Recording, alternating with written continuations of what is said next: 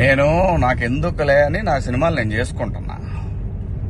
Yes, Amaravati విషయంలో శివాజీ ఎప్పుడైనా మాట్లాడతాడు, ఎప్పుడైనా ఏ పార్టీతో అయినా ఎదురెళ్ళి మాట్లాడతా. అది రైతుల కష్టం.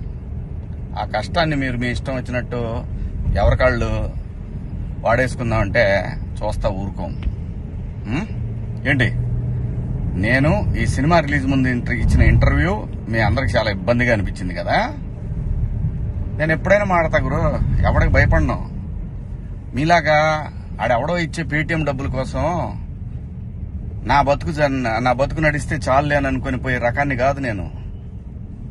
అలాగైతే మీ అందరూ తెలుసోలేదు, నేనే ఒక వ్యవస్థను ఏర్పాటు చేయగలిగినోడిని నేను కాదు. ఈ బతుకిచ్చింది మనకి జనం, అది నాకైనా రాజకీయ నాయకులకైనా.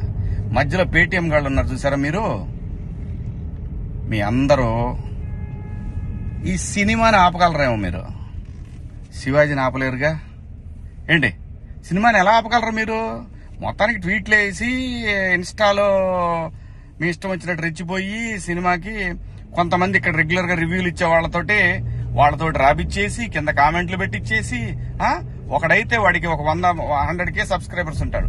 సినిమా రిలీజ్ కూడా కాల. ఆశ్చర్యపోయాను నేను, ఏంటి ఏదో తేడా కొడుతుంది అనుకున్నా.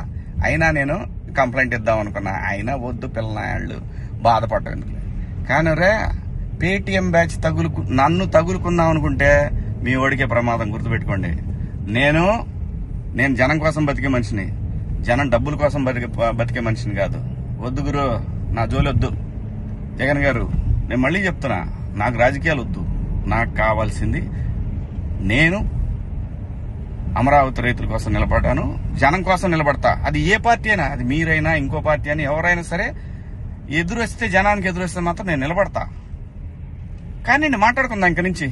నేను డైరెక్ట్ గా అడుగుతా పిఎం గారినే, ఈ దేశంలో సిబిఐ మీద నమ్మకం ఉండాలంటే, సిబిఐ మీద నమ్మకం కుదరాలంటే ఫస్ట్ కేసులను రాజకీయ నాయకులందరినీ కూడా పక్కన పెట్టి, రాజకీయాల నుంచి పక్కన పెట్టి, వాళ్ళు మంచోళ్ళ చెడ్డోళ్ళ అని తేలిన తర్వాత వాళ్ళని పాలిటిక్స్ లో ఉండే విధంగా చేయగలిగితే బాగుంటదని పిఎం గారిని కూడా అడుగుదాం అనుకున్నా. ఇక నుంచి మిమ్మల్ని రోజు అడుగుతా. ఇక నుంచి మీకు రోజు నా జోలు రావద్దు. నేను నా బతుకు నేను బతుకుతున్నా, నిజాయితీగా బతుకుతున్నా. ఏ రాజకీయ పార్టీ దగ్గర పోయి చేయి జాపలా.